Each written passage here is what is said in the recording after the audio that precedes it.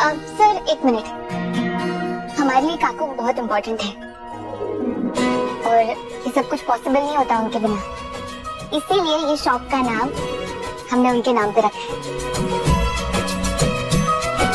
तो आप ये पेपर्स प्लीज उनके शुभ हाथों में दीजिए।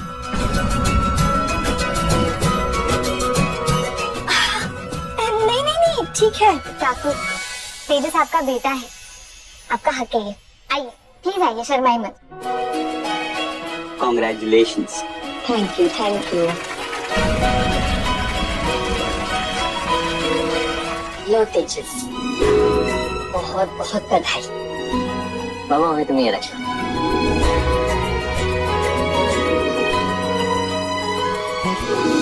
काहे रे परहेज, तेरी पूरी जिंदगी की जमा पूंजी तूने इसको दी, तेरे रिटायरमेंट के 27 लाख इसको दिए, जिंदगी भर उसकी इच्छाएं पूरी करती रहा। जबान पर तेरा एक नाम भी नहीं, क्या है? जाने देना है, उसकी क्या जरूरत है। मैंने जो कुछ किया तो किसी की प्रशंसा पाने के लिए नहीं किया है, ये तो परिवार के प्रति मेरा कर्तव्य ही था ना। स्टाफ सब इधर आइए। तेजस, जब से ये दुकान शुरू हुई है तब से ये पूरा स्टाफ मेरे साथ है, अब ये तुम्हारा साथ देंगे। Hello sir. Hello sir. Hello. ठीक है तेजस, मैं चलता हूँ। एंड थैंक यू एवरीबॉडी, इतने साल आप मेरे साथ रहे। All the best and everybody back to work. ठीक है Tejas, all the best. Thank you sir. Take care. ये वाला अच्छे बड़ा भी। चलो सचिन, ठीक है मैं चलता हूँ। ठीक है सर। एक बात की मेरे मन को बहुत संतुष्टि है कि तुम्हारी वजह से मेरा दुकान सही आदमी के हाथ में गया है। जी साहब, और मेरा भाई है ना, वो अच्छे से दुकान संभालेगा भी, ये गारंटी है। उम्मीद तो यही है। हो सर। चल ये साहब मैं चलता हूँ। ओके। अच्छा आदमी, अपन मिक्सी देख रहे थे ना, तुम इसे क्या देखे जा रही है? लेने का है ना? सचिन, ये सारी चीजों के दाम तो देखो, कितना महंगा है सब कुछ। वो तो है, तेरे को मालूम है ये सब देख के मेरे को क्या लगता है कि गांव में जब सिलबट्टे में सब पिसते थे ना, वही सुकून के दिन थी। ना कोई बीमार पड़ता था, ना फालतू बिजली का खर्चा। वो थे सिलबट्टे वाले दिन। फिर काम चोरी के साधन आ गए और खर्चे पे खर्चा लोग करने लग गए, और क्या, लोग अलग बीमार भी होने लग गए ना, मेहनत करना नहीं पड़ता ही। पर जो ये सब बेच रहे बस पैसे कमा रहे। अच्छे, तुम्हें बहुत पता है ना, बहुत अच्छे से जानते हो सब कुछ। हाँ मालूम है। तो पता भी है कितना मुश्किल होता है सिलबट्टे पे काम करना, जो मुंह में आया बस बोल दिया। एक गृहिणी ही जानती है कितना मुश्किल होता है सिलबट्टे पे काम करना। तुम्हें पता है जब से ये चीजें आई हैं, किचन में औरतों के लिए काम करना कितना आसान हो गया है, कितना टाइम बचता है, तुम्हें पता है? इसका मतलब ये नहीं कि हम औरतें कामचोर हैं, वो तो हमारा टाइम बचता है तो हम और भी चीजों पे ध्यान दे सकते हैं ना, बाहर का भी काम कर सकते हैं। और तुम आए बड़े, अब तुम बताओ, अगर लोग पहले की तरह एक जगह से दूसरी जगह पैदल जाना शुरू करें तो गाड़ी का इस्तेमाल ही नहीं करेंगे, तो तुम पैसे कैसे कमाओगे? साइडी माफ कर मेरे को, मैं कुछ भी बोलता है तू तो स्कूल की टीचर बन के तो लेक्चर देने लग जाती है। कुछ नहीं बोलने का मेरे को।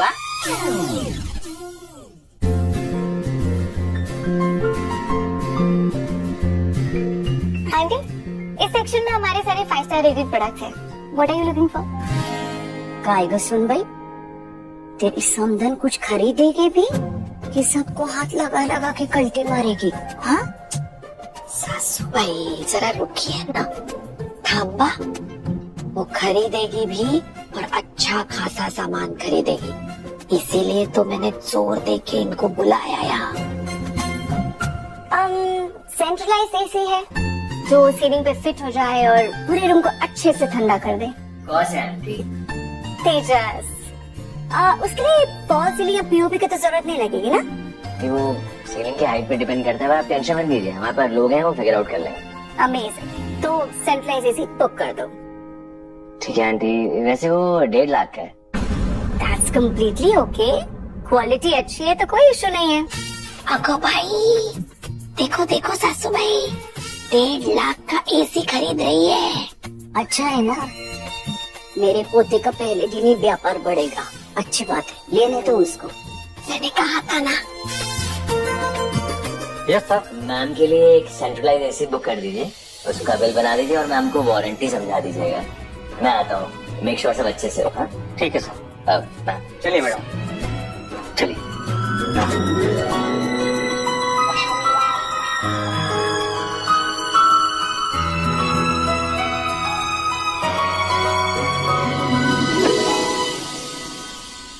अरे टीचर, जमा क्या कुछ?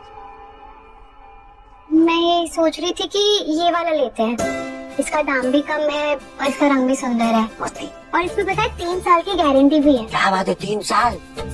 अरे लेडा लेडा लेच लेते हैं। चल। चलो। और भी कुछ लेने गए? नहीं नहीं, ये लेते हैं। चल। अच्छा कलर है ये।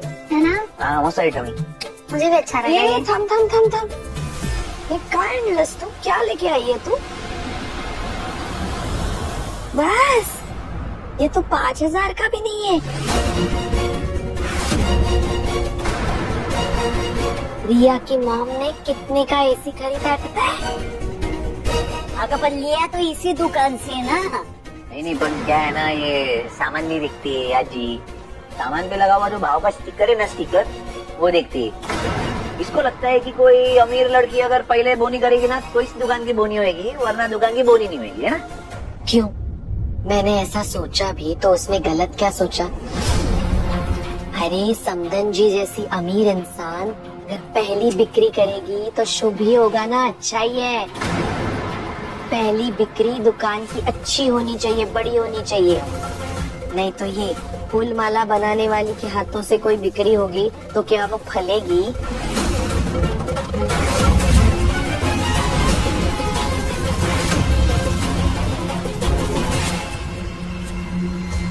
ढूंढी है साइली, क्या कहना है इसका तेरे बारे में? इसको ऐसा लग रहा है कि अगर तू दुकान की बोनी करेगी तो इसको फलेगा नहीं। ये क्या है ना, बेचारी को मालूम नहीं है कि जब से तू मेरी जिंदगी में आई है ना, तब से मेरी जिंदगी संवरी है।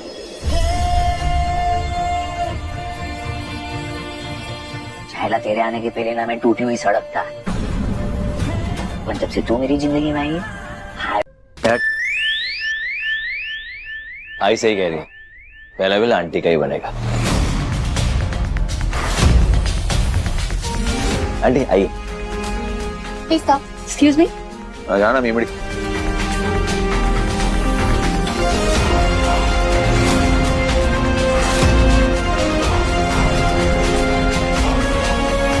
साइली, उसकी दुकान है, उसे जो करना है वो करने दे। तो कोई भी बात दिल पे मत लगा। सिर्फ 1.5 लाख। ऑफ कोर्स बेटा।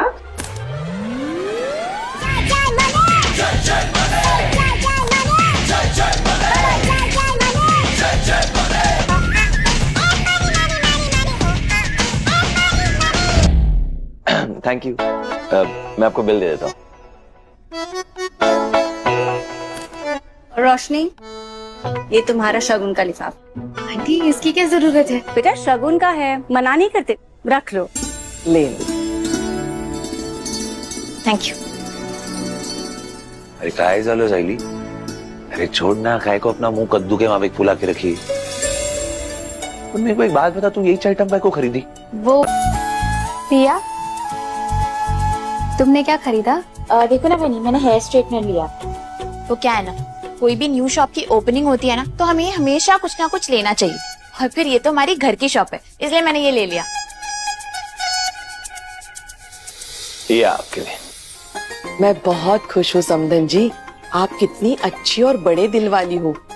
आपने मेरे तेजस के शोरूम की बोनी की है।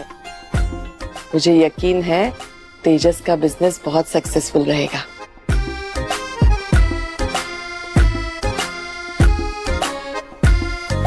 हटो हटो हटो हटो, चलो हटो। क्या साइली, सबने अपने लिए सामान लिया और तूने घर के लिए मिक्सर लिया। ये बात तेरे सासू के दिमाग में आएगी तब ना। इनका बिल हो गया ना, साइली के सामान का बिल कर। आजी वो रिया ने भी कुछ लिया है। इधर कौन खड़ा है? पहले किसने लिया सामान? साइली ने ना, उसका बिल करना। आजी बिल तो उसी का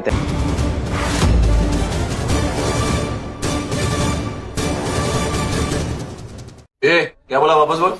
आजी जब तक पैसे नहीं मिलेंगे मैं बिल कैसे बनाऊं? तो तू आजी से पैसा लेगा? क्यों, क्या गलत है? फोकट में सब चीजें देगा? पैसे तो लगेंगे ना, ये बिजनेस है बिजनेस, ऐसे कैसे फ्री में सामान देगा? आप समझी, तेरी बाइको ने तुझे बोला होगा ना, चाबी भरी होगी कि ले लो, फ्री में ले लो, ये लो वो लो। काकू मैंने ऐसा कुछ नहीं कहा है, आप हर बात मुझ पे क्यों डाल देती है?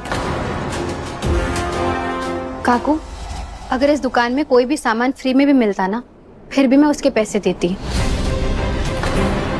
मेरे आई बाबा ने मुझे अच्छे संस्कार दिए कि कोई भी चीज हमें मुफ्त में लेने की जरूरत नहीं है, इसलिए मैं इस मिक्सर के पैसे दूंगी।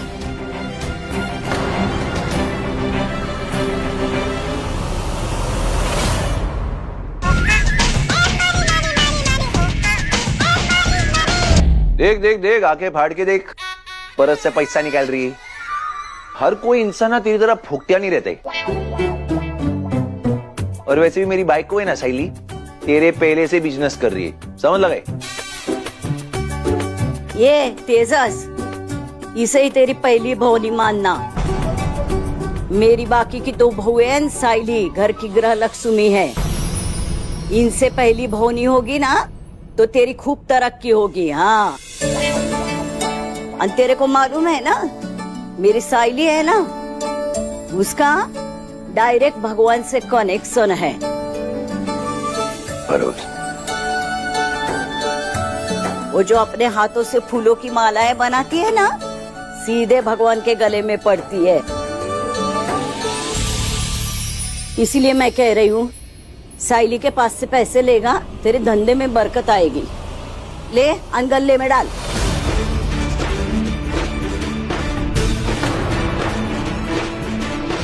दूर क्या रहा है? हाँ? ले ना। ये चेक कर रहा हूँ कितने का है।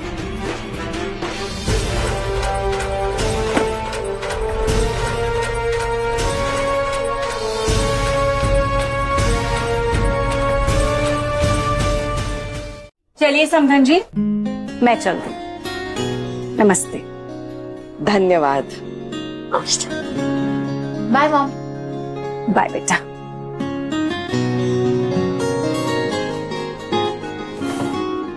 तू चल मेरे पीछे पीछे। पैसा मिला ना तेरे को? चल ढंग से पेक विक करके दे, स्क्रैच विच नहीं मांगता है। नवा लिया, चलना देख क्या रहे, पेक कर। काय सासू भाई, चुप वहाँ सब चुप। तू कब ये सब बंद कब करेगी? 3 बच्चे हैं, 3 बहुएं हैं, फिर सिर्फ एक के लिए इतना प्यार अनलगाव क्यों? खबरदार है रेनू, अभी साइडी के साथ तूने बुरा बर्ताव किया या आज के जैसे उसको नीचा दिखाया ना, तो मेरे से बुरा कोई नहीं होगा। तेरी इस लालच की वजह से तू हाथ धोने वाली थी अपने घर से, और वो भी तेरी सहेली के हाथों। भूल गई किसने बचाया तुझे? रेनू, उम्र का तकाजा है, इसीलिए मैं चुप बैठी हूँ। वरना असली सास क्या होती है ना, तेरे को 1 मिनट में मैं दिखा सकती हूँ। मेरे को अभी जरूरी काम है, इसलिए मुझे गांव जाना पड़ रहा है। मैंने जो बताया ना, बुद्धि वापर खुद की। याद रख, सब तेरा आंचल भरा है भगवान ने, उसकी कदर कर, सबके साथ समान बर्ताव कर। हर टाइम मुझे सिखाती है।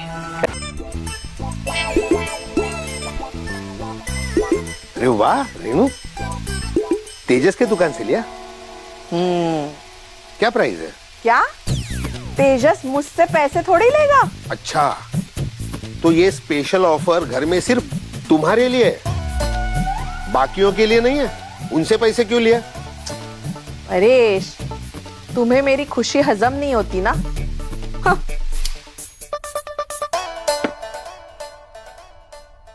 स्पेशल ऑफर नहीं, मेरा तेजस ही स्पेशल है। परेश, तुम हमेशा मुझे सुनाते थे ना कि तेजस का कैसे होगा, क्या करेगा आगे जिंदगी में जाके, कैसे आगे बढ़ेगा। देखा अब कहां से कहां पहुंच गया है मेरा तेजस, कितनी ऊंचाइयों तक पहुंच गया है। और तुम्हारा वो लाडला सचिन वही का वही है, टैक्सी ड्राइवर। रेणु, ढोल है ना ढोल, दूर से ही सुहाने लगते हैं। तेजस का काम अभी अभी शुरू हुआ है, उम्मीद करता हूँ पिछले कामों के जैसे ये काम भी बीच में ना छोड़ दे। और रही बात सचिन की ना, तो वो एकदम क्लियर है, जिंदगी में क्या करना है उसे पता तो है कम से कम। अच्छा, तुम्हारा लाडला तो बहुत दूर की सोच रखने वाला टैक्सी ड्राइवर है ना? उसकी सोच और उसके टैक्सी का रास्ता सिर्फ साउथ मुंबई जाके खत्म हो जाता है। रेणु, तुझे है ना वही दिखता है जो तू देखना चाहती है। सचिन ने ये डील तेजस को दी है, ये भूल मत। सचिन की वजह से ही तेजस का बिजनेस शुरू हो पाया है। रेणु, कितना गर्म हो रहा है रे। वो तेरे पंखा देना तेरे लाडले का। मुझे फ्री में मिला है, तुम्हें अब फ्री की हवा खानी है क्या? हाँ ठीक है ठीक है, ज्यादा नाटक मत करो, ठीक है ठीक है। लो, फ्री में हवा लो, चलो ऐश करो। मस्त है ना एकदम? सोशल मीडिया वाला एक कीड़ा रहेगा, आईने के सामने खड़े होके ना ये कपड़े जूते सबका वीडियो निकाल रहा रहेगा, तभी मेरे को वेट करा के टाइम पास कर रही। मन कर रहा है सामने आएगा ना, वही जूता निकाल के ना मारेगा साली को भी।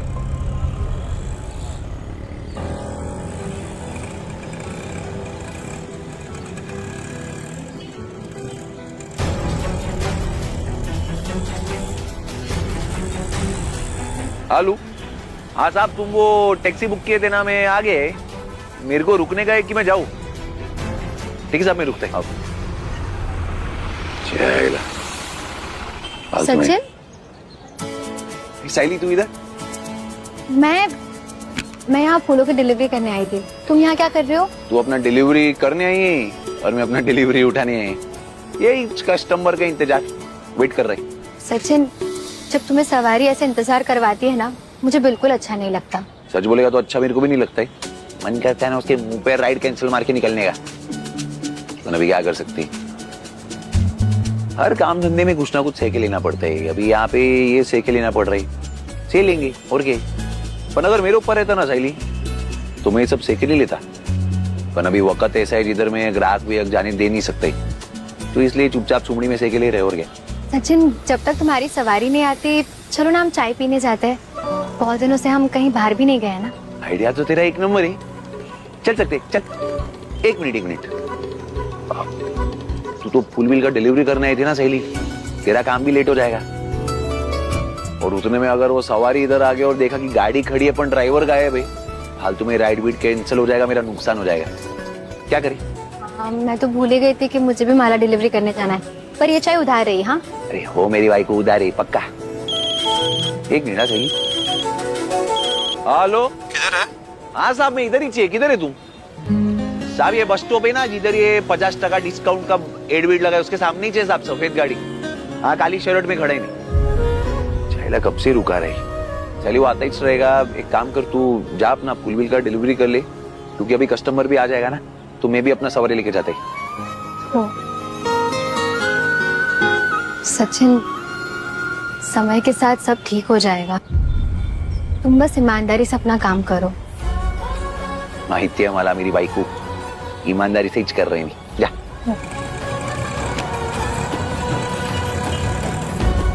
तो साली सुन, ये हेमलेट के बिना चलाने का नहीं है, आराम से चला। अरे तू ड्राइवर है या हवलदार? कार के बाहर क्यों खड़ा है? साहब आप कस्टमर रहेंगे ना, वो आने में वक्त लग रहा था ना आपको, मैं बाहर खड़े होके थोड़ा हवा खा रहा था, गर्मी है ना। ठीक ठीक चल, लेकिन भाड़ा 300 ही दूंगा। मुझे समझा नहीं, मैं 700 भाड़ा है ना, तो मैं 300 का को लेगा। तो 300 के लिए भी थैंक यू बोलना चाहिए। तेरे साथ जाके मैं जान का रिस्क लेके जो चल रहा हूँ, वरना तेरे जैसे दारूबाज ड्राइवर के साथ कौन ही जाएगा। ये वीडियो काफी सेलिब्रिटीज पोस्ट कर रहे हैं। #ड्रंक ड्राइवर के नाम से फेमस हो रहा है।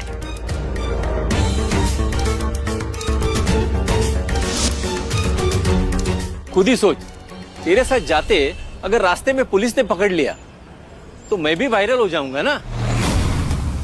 वैसे कुछ लोगों की आदत रहती है अपना बनाया हुआ फैला हुआ रायता अपनी बीवियों से साफ करवाते।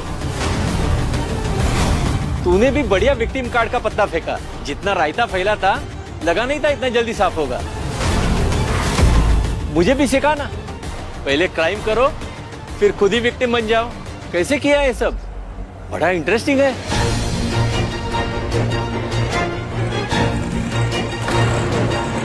क्या है ना साहब, सच और झूठ दो चीजें रहती। सच का मजा ये है ना कि कभी ना कभी सामने आ ही जाता है, और वही चुआ। कुछ लोग रहते हैं जो गटर का पानी पीते, अभी उनको साफ शुद्ध पानी देंगे तो उनको स्वाद समझ नहीं आएगा ना। तुम तो समझते ही रहेंगे इसे। ऐसा मान, तेरे साथ टैक्सी में आ रहा हूँ, औकात भूल जाते हैं अपनी। ये माँ कर तोंडिया, तेरी एहसान की बत्ती बना। और उम्र का लिहाज कर रहा है मैं चाचा, वरना ऐसा जवाब देता ना कान सुन पड़ जाते तेरे। चल नहीं लेके जाते तेरे को, जो उगाड़ने का उगाड़ ले, समझा गया? शान पट्टी कर रहा है, सफेद बाल बुड्ढा नहीं रहता ना, बजाता था तेरे को। साला माँ कर तोंडिया। क्या बोला रे? यही बोला मैं कि ऐसे कुत्ते के माँ भी खड़े रहे सड़क पे, कोई देखो रोटी डाल के रहेगा मोती साले।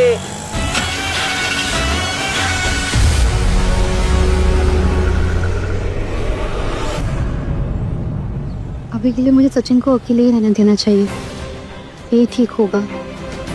शाम को जब घर आएगा तब मैं उससे बात करूंगी। इस कस्टमर को तो मैं अभी भी बता सकती थी। फिलहाल के लिए सचिन का शांत रहना ही ठीक है।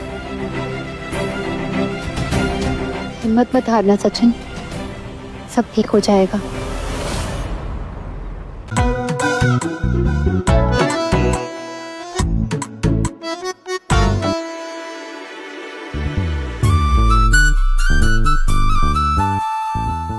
बाबू, मैं तुम्हें बता नहीं सकती मैं कितनी खुश हूँ तुम्हें ऐसे देख के।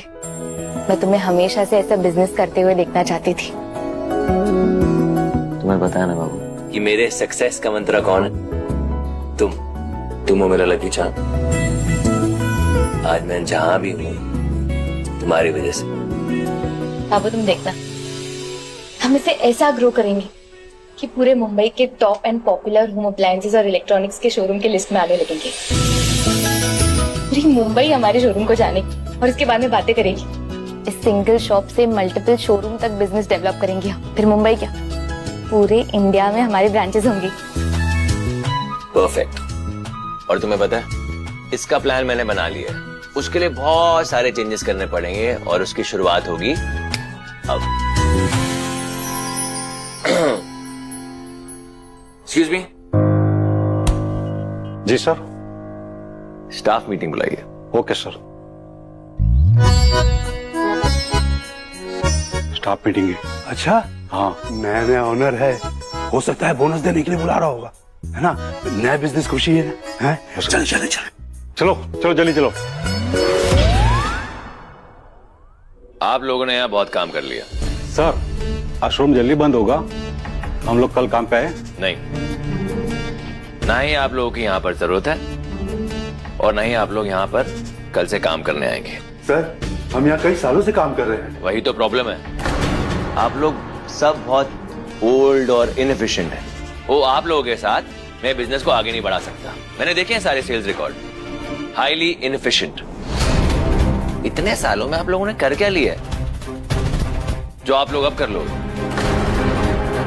मुझे चाहिए मॉडर्न लोग, highly energetic mind, sharp mind, तो आप लोग जा सकते हैं। सर प्लीज, कई सालों से हमने मेहनत की इस जॉब के लिए। आप लोग गुजरते वक्त की कहानी है और मुझे बेटर फ्यूचर की कहानियां बनानी। Everything changes now.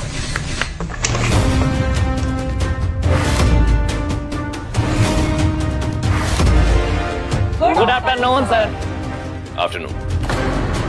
आप लोग आज ही से नहीं बल्कि अभी से अपना काम शुरू करेंगे। तो how is the energy? Hi sir. Good. ये क्या सर, नए स्टाफ आ भी गए? तो new in and old out.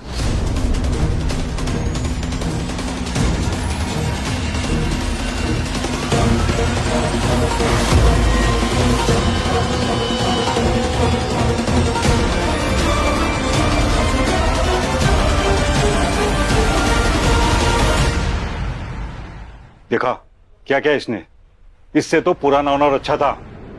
छोड़ना, इसे हाई स्पीड में आगे बढ़ना है। देखते हैं कहां तक आगे बढ़ता है। इसे ऑनर की तरह रहना है, लेकिन ऑनर बनना नहीं आता है। ऐसे घटिया इंसान के साथ में कौन काम करेगा। चलो चलते हैं, चलो। देखो अपना 5 साल के बच्चे हो गया, गोदी में उठा लो। वो 5 नहीं 9 घंटे, और 9 घंटे काम किया मैंने। इतने सारे कस्टमर्स थे। यस मैम, जी सर, यस मैम, जी सर कर रहा था। ऐसा लग रहा था कि मैं शोरूम का मालिक नहीं हूँ, दरबान हूँ, सबको सलाम ठोक रहा हूँ। डिफरेंस ही नहीं समझ में आ रहा।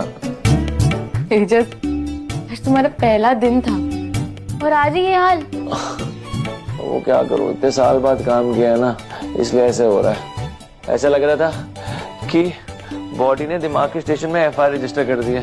अगर मुझे रेस्ट नहीं मिला ना बाबू, बहुत गड़बड़ हो जाएगी। प्लीज आई का ये खोलो। आई आई। अरे आ गया तेजस, रुक रुक रुक। मैं सोच ही रही थी इतना टाइम हो गया, तू आया कैसे नहीं अभी तक? अंदर मत आना, हाँ मैं अभी आती हूँ। आई प्लीज आई, मैं बहुत थक गया हूँ। क्या तेजस, आज शोरूम में इतने सारे लोग आए होंगे, कितने सारों की नजर लग गई होगी। रुक, मैं तेरी नजर उतारती हूँ। आई मैं बहुत थक गया हूँ, 2 मिनट और खड़ा रहना, एकदम कपड़ों की तरह फूल हो जाऊंगा। अरे 2 मिनट ना, मैं बस 1 मिनट में तेरी नजर उतारती हूँ। तुझे नजर लग गई है इसलिए ये हालत हो गई है तेरी। थू थू थू थू थू। एक बार तेरी नजर उतारूंगी ना तो तुझ में यूं एनर्जी आ जाएगी। रुक जा, मैं अभी आती हूँ।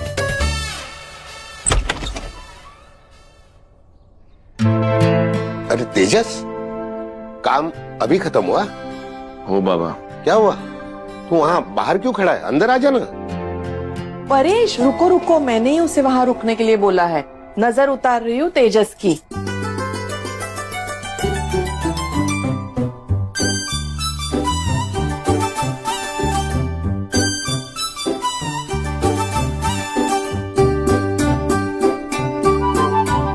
सचिन, तुम्हारे लिए गर्म पानी लाऊं? नहीं रे साइली, वो वैसे ही खाना इतना खाया है ना, इधर तक भरे, जगह ही नहीं। बाबा, ये तेरी भाई को ये लोग का नजर विजर ऐसे काय को उतार रही है आरती विरती करके, जैसे कि कोई नवा नवा शादी का जोड़ा है जो घर में है। आज तेजस का काम का पहला दिन है ना, इसलिए नजर उतार रही है। नहीं अच्छा है तो ये बाबा की भाई को एक काम करना, ये नजर विजर ना 1 दिन के हिसाब से मत उतार, ऐसे उतार कि इतने दिन काम करे कि बाबा का 27 लाख का हिसाब क्लियर मारी। वैसे भी इतने दिन घर में बैठ के धूली तो चाट रहा था, नवा नवा काम पे लगाई। थोड़ा टिक के काम करा, बाबा का पैसा वापस आना मांगता ही।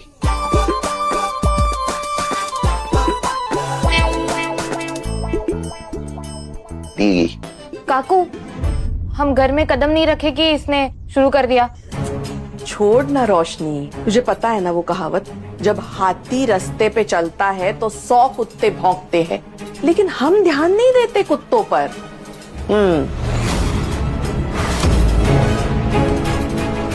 मुझे तो लगता है इसी की नजर लग गई है तुझे, तभी तो नजर उतारी मैंने। चल अंदर। बरोबर बरोबर, बात तो ऐसे कर रही है जैसे ये खजूर और ये खजूरी, ये लोग तो शाहरुख और काजल है ना। ये लोग का नवा नवा पिक्चर आ रहा है और मैं ना नजर लगा रहा है कि ये लोग का पिक्चर फ्लॉप हो जाए। हाँ साइली, ये लोग ना घर के बाहर निकलते ना तो लोग सेफली लेने के लिए खड़े हो जाते हैं। मस्त, बहुत फेमस लोग ही। बरोबर ना, कंफर्म हो गया साइली। मेरे को लगता है मेरे बाबा का नजर उतारना मांगता है। दादा, बाबा की क्यों नजर? बाबा को कौन नजर लगाएगा? अरे आकाश, 3 घोड़े बच्चों को पैदा किया है, इतना काबिल बनाया कि वो लोग को नजर लग सकता है। उसको खुद को कितना नजर लगा रहेगा। सचिन क्या कुछ भी बोल रहा है। रेणु नजर उतर गई ना तो हाथ में पकड़े क्यों बैठी है? जा डाल दे। ए खड़ी क्या है, इधर आ, ये दरवाजे के बाहर फेंक दे। हाँ ले ले ले ले, पनी उठा के ना ये खजूर के थोपड़े पे फेंक। अरे बाहर फेंके, इसके थोपड़े पे एक इंच बाती।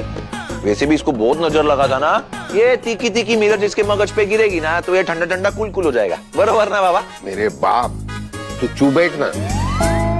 ए तुझे क्या निमंत्रण पत्रिका चाहिए, या फिर मेरे बेटे को नजर लगा के ही रहेगी तू? हाँ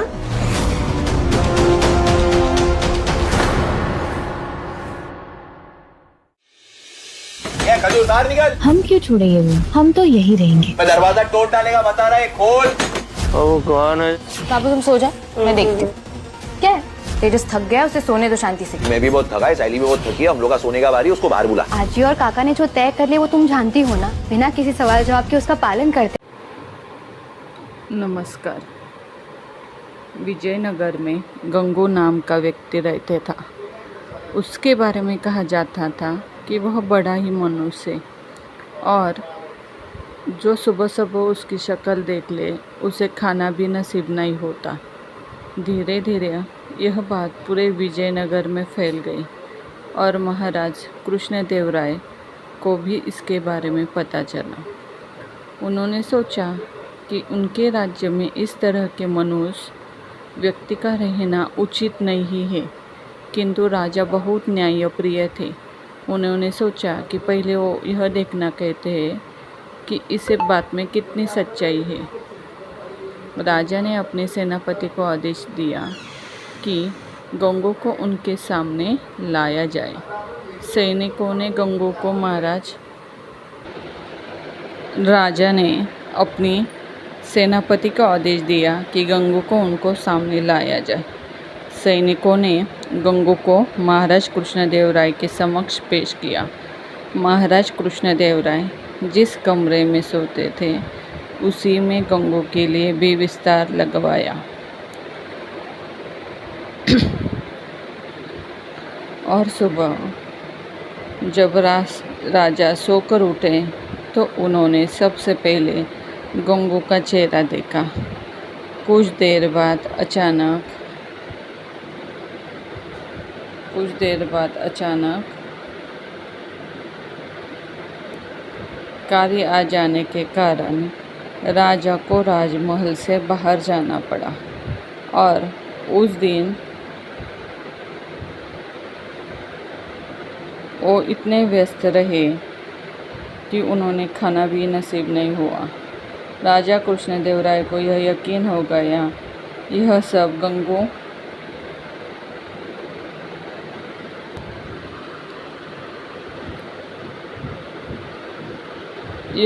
गंगू का चेहरा देखने के कारण हुआ है।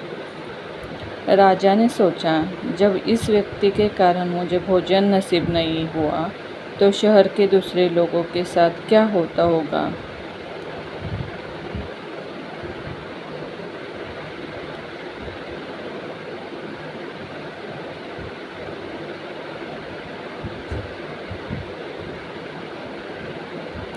गुस्से में राजा कृष्णदेवराय ने गंगू को फांसी पर टांगने का आदेश दिया।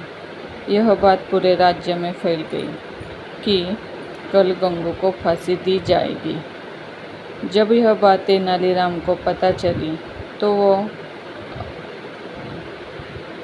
सारा माजरा समझ गए और तत्काल गंगू के पास पहुँचे। तेनालीराम को देखकर गंगू रोने लगा और तेनालीराम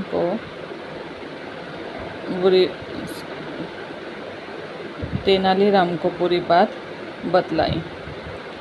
तेनालीराम ने गंगू को सांत्वना देते हुए उससे कहा कि जैसा वो कहे गंगू को वैसा ही करना होगा। गंगू को भी तेनालीराम की बात समझ गया। दूसरे दिन जब गंगू को फांसी दी जानी थी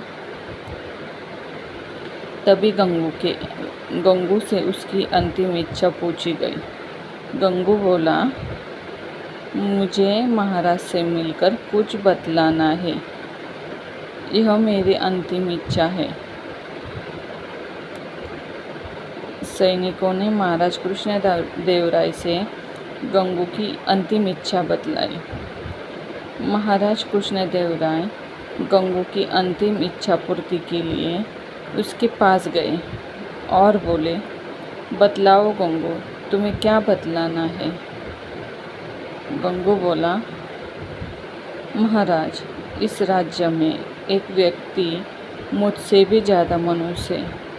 पहले दंड उसे मिलना चाहिए, फिर मुझे।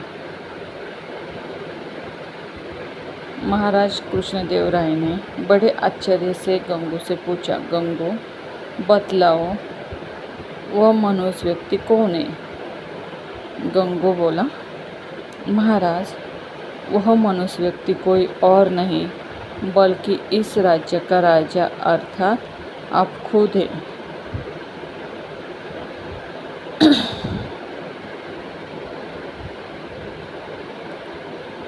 यह सुनकर महाराज कृष्णदेवराय अत्यधिक क्रोधित हुए और बोले, जानते हो गंगू, तुम क्या बोल रहे हो? इसके बदले तुम्हें दंड भी मिल सकता है। गंगू बोला, महाराज, मुझे मृत्यु दंड से बड़ा कोई दंड हो सकता है क्या? यह तो आप मुझे दे ही चुके हैं। कृपया आप मेरी विनती सुन लें। इसके बाद आप जो भी दंड करेंगे या देंगे वह मुझे आनंद से स्वीकार होगा। यह सुनकर महाराज का क्रोध कुछ शांत हुआ और बोले, तुम्हें जो कहना है कहो। गंगू बोला, महाराज, कल सुबह जब आपने मेरा चेहरा देखा तब आपको दिन भर भोजन नहीं मिला।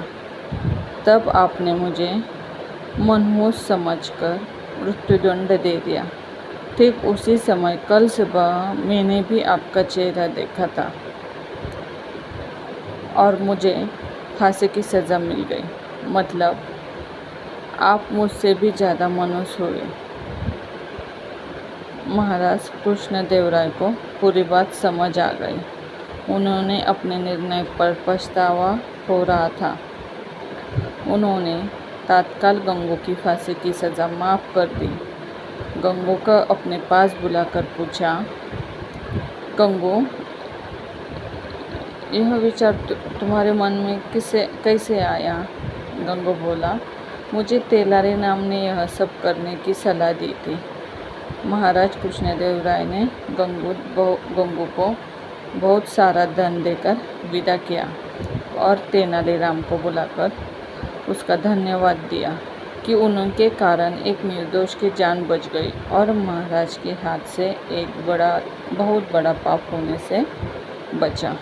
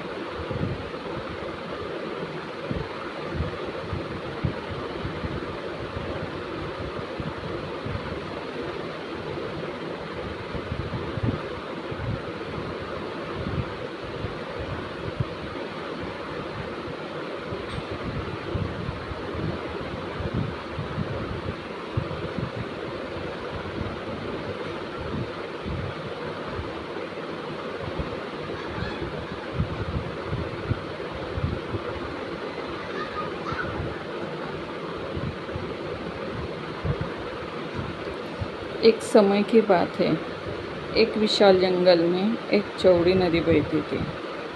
नदी के किनारे ऊंचा जामुन का पेड़ था, जिसकी शाखाओं पर काले बैंगनी रसीले जामुन लटकते थे।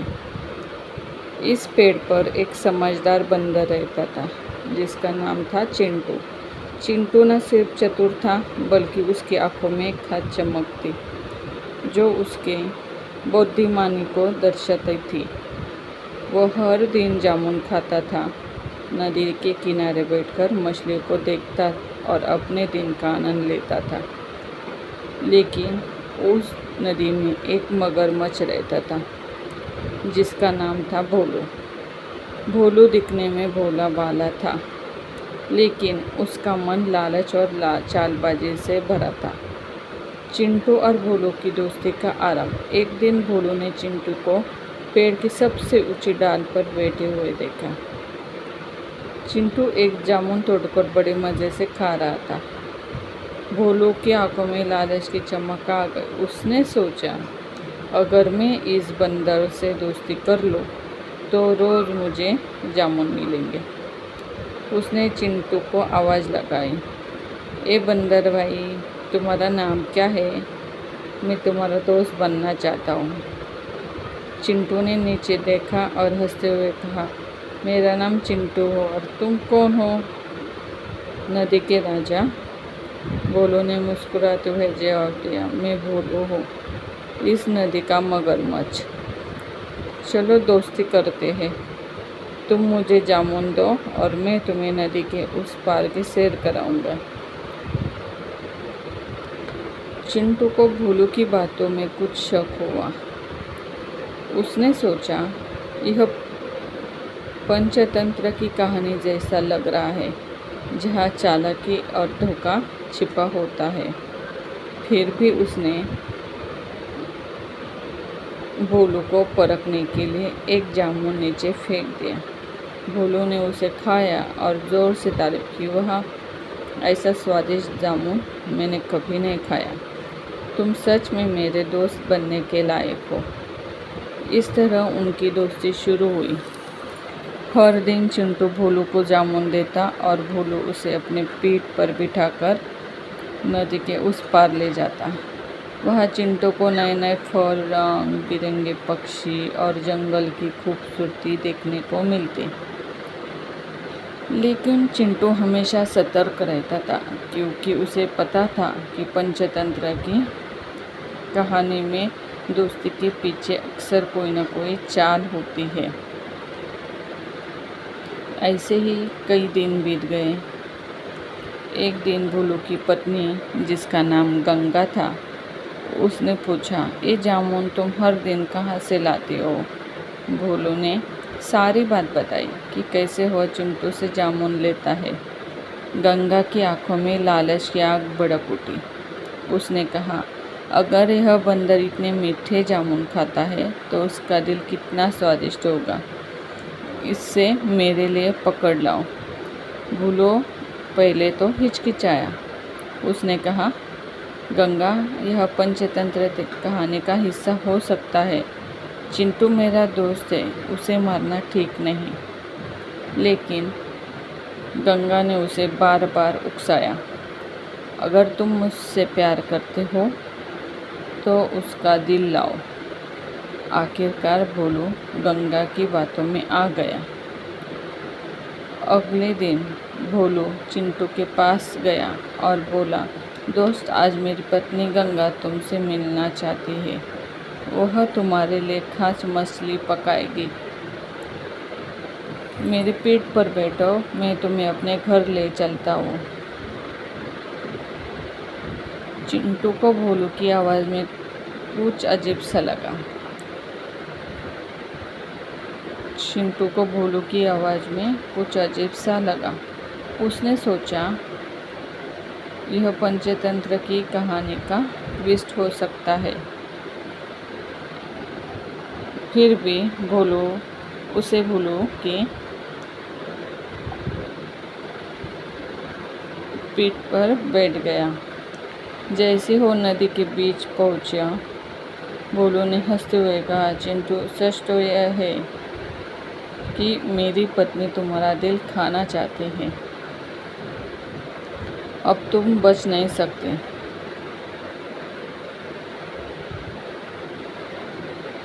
यह सुनकर चिंटू के होश उड़ गए।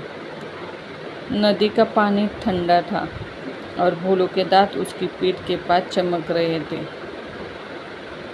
लेकिन चिंटू ने हिम्मत नहीं हारी। उसने दिमाग लगाया और हंसते हुए कहा, अरे भोलू, तुमने पहले क्यों नहीं बताया? मेरा दिल तो पेट पर ही छूट गया है। मैं उसे जामुन के साथ रखता हूँ ताकि वह मीठा बना रहे। चलो आप चलते हैं, मैं उसे ले आता हूँ। भोलू को चिंटू की बात सच लगी। उसने सोचा कि यह पंचतंत्र की कहानी में सचमुच एक नया मोड़ है। वह तुरंत किनारे की ओर मुड़ा। जैसे ही वे किनारे पर पहुँचे, चिंटू तेजी से पेड़ पर चढ़ गया और ऊपर से चिल्लाया, भोलू, तुम्हें क्या लगा मैं अपना दिल पेड़ पर छोड़ दूंगा? तुम्हारी चाल समझ में आ गई थी, अब कभी मेरे पास मत आना। चिंटू की चतुराई ने उसे संकट से बाहर निकाला। भोलू को अपनी मूर्खता पर गुस्सा आया और वह जोर जोर से दहाड़ा। लेकिन चिंटू पेड़ की ऊंची डाल पर सुरक्षित था। चिंटू ने ऊपर से कुछ जामुन फेंके और कहा, ये लो, आखिरी बार जामुन खा लो हो। लालच भोलू सबक है कि लालच हमेशा हारता है। भोलू चुपचाप जामुन खाकर नदी में वापस चला गया। कई दिन बीत गए। भोलू को अपनी हार बर्दाश्त नहीं हुई। उसने सोचा, कहानी अभी ख़त्म नहीं हुई, मैं चिंटू को फिर से फंसाऊंगा। एक दिन वह फिर से चिंटू के पास गया। इस बार उसने उदास चेहरा बनाया और कहा, चिंटू, मुझे अपनी गलती का एहसास है। मैं सच में तुम्हारा दोस्त बनना चाहता हूँ। गंगा भी तुमसे माफ़ी मांगना चाहती है। मेरे साथ चलो, इस बार कोई चाल नहीं। चिंटू ने भोलू की बात सुनी, लेकिन उसका भरोसा अब पूरी तरह टूट चुका था। उसने कहा, कहानी हमें सिखाती है कि धोखे की दोस्ती कभी सच नहीं होती। तुमने एक बार मुझे धोखा देने की कोशिश की, अब दूसरी बार मौका नहीं दूंगा।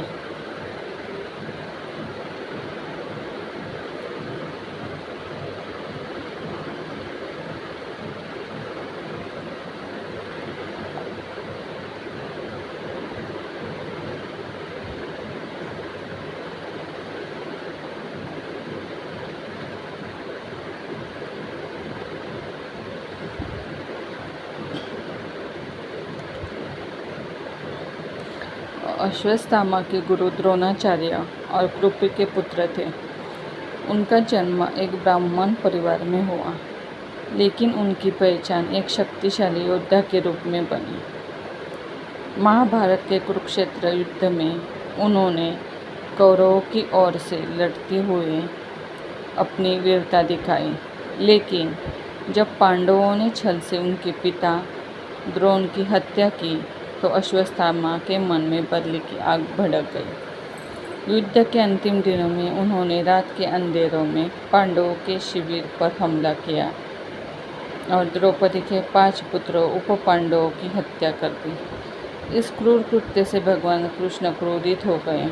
उन्होंने अश्वत्थामा को शाप दिया कि वह अमर तो रहेगा, लेकिन उसे अनंत काल तक असह्य पीड़ा सहनी पड़ेगी।